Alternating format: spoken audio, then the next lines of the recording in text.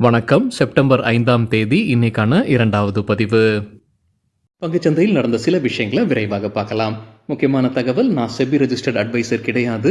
நம்ம சேனல்ல இருந்து எப்போதுமே ஸ்டாக் ரெக்கமெண்டேஷன்ஸ் கிடையாது. யூடியூப் சேனல் மட்டும் இல்லைங்க, மற்ற சோஷியல் மீடியா பிளாட்ஃபார்மான இன்ஸ்டாகிராம், வாட்ஸ்அப், டெலிகிராம்ல இருந்து கூட நாம ஸ்டாக் ரெக்கமெண்டேஷன்ஸ் வழங்குவதில்லை. மேலும் பணத்தை வாங்கிட்டு எந்த சேவையும் வழங்குவது இல்லை. பல போலியான குரூப் இயங்கிட்டு இருக்கு. தயவு செய்து ஜாகிரதையாக இருங்க. இந்த வீடியோவில் காட்டக்கூடிய அனைத்து கம்பெனிகளும் வெறும் இன்ஃபர்மேஷனல் பர்பஸ்க்காக மட்டுமே முதலீடு செய்யுங்கன்னு சொல்கிற வீடியோ கிடையாது.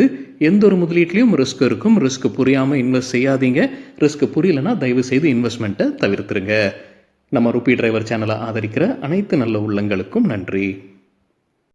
நம்ம மார்க்கெட் ஓப்பன் ஆகிறதுக்கு முன்னாடி உலக மார்க்கெட்ஸ் எப்படி இருந்ததுன்னு பார்க்கும்போது நேற்று யூஎஸ் மார்க்கெட்ஸ் ரெட்டில் தான் க்ளோஸ் ஆகியிருந்தது. பெரும்பாலான யூரோப்பியன் மார்க்கெட்ஸும் நேற்று ரெட்டில் தான் க்ளோஸ் ஆகியிருந்தது. இன்றைக்கி நம்ம மார்க்கெட் ஓப்பன் ஆகிறதுக்கு முன்னாடி ஏஷியன் மார்க்கெட்ஸ் எப்படி இருந்ததுன்னு பார்க்கும்போது பெரும்பாலும் க்ரீனில் தான் ட்ரேட் ஆகிட்டு இருந்தது. குறிப்பாக கிஃப்ட் நிஃப்டி ஃப்ளாட்டாக ட்ரேட் ஆகிட்டு இருந்தது. இந்த வீடியோ சேர நேரத்தில் நம்ம நிஃப்டியும் ஃப்ளாட்டாக ட்ரேட் ஆகிட்டு இருந்திருக்கு. சில இண்டிவிஜுவல் ஸ்டாக்ஸ் மற்றும் செய்திகள் விரைவாக பார்க்கலாம். ஆர்பிஐ இன்ட்ரெஸ்ட் ரேட்டை குறைப்பாங்களான்ற கேள்விக்கு நிலேஷா, கோடக் மஹிந்திரா ஏஎம்சியுடைய தலைவர் அவருடைய கருத்தை தெரிவிச்சிருக்கிறாரு. கேலண்டர் இயர் 2024 ஆர்பிஐ இன்ட்ரெஸ்ட் ரேட்டை குறைக்க மாட்டாங்கன்னு அவருடைய கருத்தை தெரிவிச்சிருக்கிறாரு.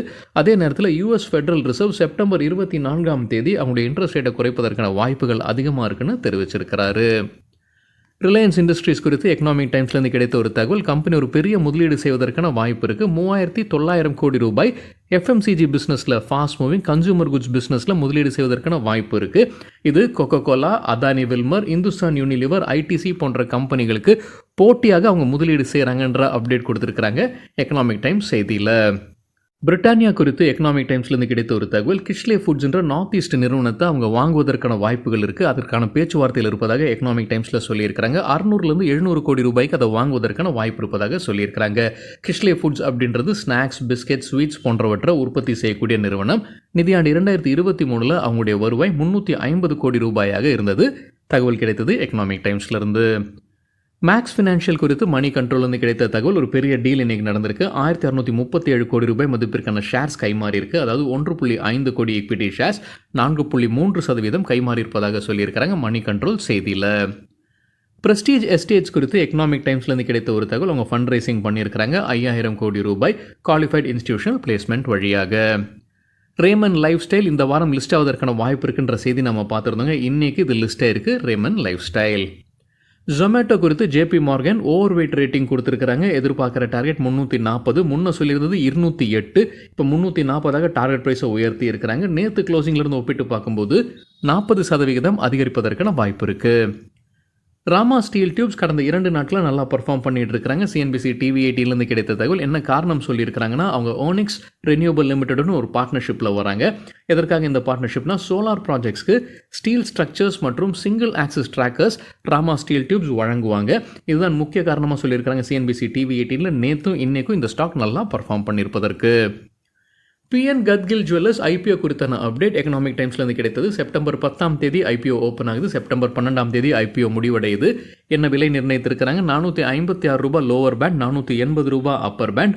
ஒட்டுமொத்தமாக 1100 கோடி ரூபாய் இந்த ஐபிஓ வழியாக ஃபண்ட் ரைசிங் பண்ணுவதற்கான முயற்சி. இதில் ஃப்ரெஷ் இஷ்யூ வழியாக 850 கோடி ரூபாயும், ஆஃபர் ஃபார் சேல் அதாவது ஆல்ரெடி எக்ஸிஸ்டிங் ஷேர் ஹோல்டர்ஸ் விற்பனை செய்வது 250 கோடி ரூபாய். கேபிஐ கிரீன் எனர்ஜிக்கு இக்ரா கிரெடிட் ரேட்டிங் கொடுத்துருக்காங்க. அப்கிரேட் பண்ணியிருக்காங்க. லாங் டேர்முக்கு A- ஏ ஆக உயர்த்தியிருக்கிறாங்க. Outlook positive. ஷார்ட் டேர்முக்கு முன்ன கொடுத்த ரேட்டிங்கை மறுபடியும் வழங்கியிருக்கிறாங்க A2+. ஒரு கிரெடிட் ரேட்டிங்கை எப்படி புரிந்து கொள்ளலாம் அப்படின்னு நம்ம வேறொரு வீடியோவில் டீட்டெயில்டாக பேசியிருக்கோம். அதிகபட்ச ரேட்டிங் என்ன, குறைவான ரேட்டிங் என்ன, long term, short term Outlook என்னன்னு அதில் பேசியிருக்கோம். அந்த வீடியோட லிங்க் இந்த வீடியோட டிஸ்கிரிப்ஷனில் இருக்குது. ரெயில்டெல் கார்ப்பரேஷன் ஆஃப் இந்தியா தரப்புல வந்து அப்டேட் இருக்குது. நார்தர்ன் ரயில்வேஸ் கிட்டேருந்து கிடைத்த ஒரு ஆர்டர், அதோடைய மதிப்பு கிட்டத்தட்ட 11 கோடி ரூபாய். ரேட்கெயின் டிராவல் டெக்னாலஜிஸ் தரப்புல அப்டேட் இருக்குது. ஆஃப்ரிக்கா ஏர்லைன்ஸான டாக் அங்கோலாவுடன் ஒரு பார்ட்னர்ஷிப்பில் வராங்க. ஒரு கான்ட்ராக்ட் கிடச்சிருக்கு. என்ன கால அளவு, என்ன தொகைக்குன்ற தகவல் கம்பெனி வெளியிடலை. ஹிந்துஜா குளோபல் சொல்யூஷன்ஸ் குறித்து மணி கண்ட்ரோல்லேருந்து கிடைத்த ஒரு தகவல், ஃபாரின் போர்ட்ஃபோலியோ இன்வெஸ்டரான ஏவியேட்டர் குளோபல் இன்வெஸ்ட்மெண்ட் ஃபண்ட் ஷேர்ஸை விற்பனை செய்திருக்கிறாங்க.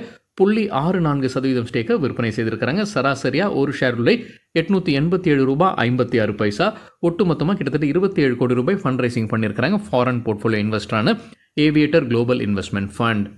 ஏயு ஸ்மால் ஃபினான்ஸ் பேங்க்குக்கு கோல்ட்மேன் சாக்ஸ் பை ரேட்டிங் கொடுத்துருக்காங்க. எதிர்பார்க்குற டார்கெட் 831 ரூபாய். நேற்று க்ளோசிங்லேருந்து 20% அதிகரிப்பதற்கான வாய்ப்பு இருக்குது. வேதாந்தாக்கு இக்ரா கொடுத்துருக்கிற கிரெடிட் ரேட்டிங் வெளியிட்டிருக்கிறாங்க. மணி கண்ட்ரோல்லேருந்து கிடைத்த தகவல் அப்கிரேட் ஆயிருக்கு. லாங் டேர்முக்கு AA- டபுள் ஏ ஆக உயர்த்தப்பட்டிருக்கு. ஷார்ட் டேர்முக்கு முன்ன கொடுத்த ரேட்டிங்கை வழங்கியிருக்கிறாங்க A1+. மேக்னா இன்ஃப்ராகான் இன்ஃப்ராஸ்ட்ரக்சர் லிமிடெட் தரப்புல வந்து ஒரு அப்டேட் இருக்குது. அவங்க ஒரு புது ப்ராஜெக்டை அறிமுகம் செய்கிறாங்க. மகாராஷ்டிரா மாநிலத்தில் மஞ்சு வில்லான்ற பேரில் அவங்க லக்ஸரி செக்டரில் இறங்குறாங்க. இது வழியாக கம்பெனிக்கு 370 மில்லியன் ரூபாய் வருவாய் கிடைப்பதற்கான வாய்ப்புள்ளதாக அறிவிச்சிருக்கிறாங்க மேக்னா இன்ஃப்ராகான். இண்டிகோ ஏர்லைன்ஸ்க்கு ஜெஃப்ரீஸ் பை ரேட்டிங் கொடுத்துருக்காங்க. எதிர்பார்க்குற டார்கெட் 5225 ரூபாய். நேற்று க்ளோசிங்கில் இருந்து கிட்டத்தட்ட 9% அதிகரிப்பதற்கான வாய்ப்பு இருக்குது. ஸ்பைஸ் ஜெட்டுக்கு HSBC ரெடியூஸ் ரேட்டிங் கொடுத்துருக்காங்க. எதிர்பார்க்குற டார்கெட் ப்ரைஸை குறைச்சிருக்கிறாங்க. முன்ன சொல்லியிருந்தது 40 ரூபாய், இப்போ அது 26 ரூபாயாக குறைச்சிருக்கிறாங்க. லிண்டே இந்தியா தரப்பு அப்டேட் இருக்குது. அவங்க டாடா ஸ்டீலுடன் ஒரு ஒப்பந்தத்தில் வராங்க. டாடா ஸ்டீலுடைய இண்டஸ்ட்ரியல் கேஸ் சப்ளை சொத்துக்களை வாங்குறாங்க. என்ன தொகைக்குன்ற தகவல் அவங்க வெளியிடலைங்க. லிண்டே இந்தியா இண்டஸ்ட்ரியல் மற்றும் மெடிக்கல் ஆக்சிஜன் அந்த பிஸ்னஸில் இருக்கக்கூடிய நிறுவனம் டாடா ஸ்டீல் கிட்டேருந்து சில சொத்துக்களை வாங்குறாங்க. சவுத் வெஸ்ட் பினக்கல் எக்ஸ்ப்ளோரேஷன் தரப்புல அப்டேட் இருக்குது. அவங்களுக்கு கோல் இந்தியாவுடைய சப்சிடரி நிறுவனமான Central Mine Planning and Design Institute கிட்டேருந்து ஒரு கான்ட்ராக்ட் கிடச்சிருக்கு. அதோடைய மதிப்பு 1000 லட்சம் ரூபாய் மத்திய பிரதேஷ் மாநிலத்திலிருந்து. Sona BLW precision forging stock எக்ஸ்சேஞ்சுக்கு விளக்கம் கொடுத்துருக்காங்க. ஸ்டாக் எக்ஸ்சேஞ்ச் விளக்கம் கேட்டிருந்திருக்காங்க. மணி கண்ட்ரோலில் வந்த செய்தி குறித்து என்ன செய்தி, இந்த செய்தி நாமளும் பார்த்துருந்தோங்க. சோனா காம்ஸ்டார் வந்து எஸ்காட்ச் குபூட்டாவுடன் ஒரு பேச்சுவார்த்தையில் இருக்கிறாங்க. அவங்களுடைய ரயில் இன்ஜினியரிங் பிஸ்னஸை வாங்குவதற்குன்ற தகவல் நாமளும் பார்த்துருந்தோம். என்ன விளக்கம் கொடுத்துருக்காங்க, இந்த இடத்துல வந்து எதுவுமே ஸ்டாக் எக்ஸ்சேஞ்சுக்கு டிஸ்க்ளோஸ் பண்ணுற அளவில் எதுவுமே கம்பெனி இல்லை. இது வெறுமே ஸ்பெகுலேட்டிவ் செய்தி தான்ற அப்டேட் கொடுத்துருக்காங்க சோனா காம்ஸ்டார். ஆலைட் பிளெண்டர்ஸ் அண்ட் டிஸ்டிலர்ஸ் தரப்புல ஒரு அப்டேட் இருக்குது. அவங்க ஹிந்தி நடிகரான ரன்வீர் சிங்குடன் ஒரு பார்ட்னர்ஷிப்பில் வராங்க. ரன்வீர் சிங் முதலீடு செய்கிற ஒரு பார்ட்னர்ஷிப்பில் அவங்க வந்து ப்ரீமியம் பிராண்ட் செக்டரில் இறங்குறாங்க. அதற்காக ரன்வீர் சிங் முதலீடு செய்திருக்கிறான்ற அப்டேட் கொடுத்துருக்காங்க ஆலைட் பிளெண்டர்ஸ் அண்ட் டிஸ்டிலர்ஸ்.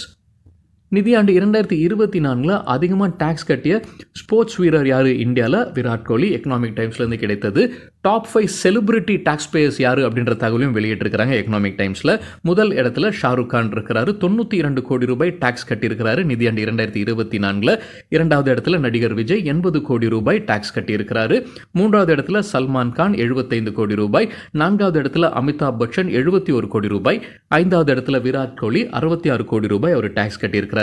கிரிக்கெட்டர்ஸ் லிஸ்ட்ல வந்து மகேந்திர சிங் தோனி பேரும் இருந்தது, சச்சின் டெண்டுல்கர் பேரும் இருந்தது. மகேந்திர சிங் தோனி 38 கோடி ரூபாய் நிதியாண்டு 2024 வரி கட்டியிருக்கிறாரு. சரிங்க, இதுதான் சில விஷயங்கள் என்னுடைய பார்வைக்கு எட்டியது. நன்றி, வணக்கம்.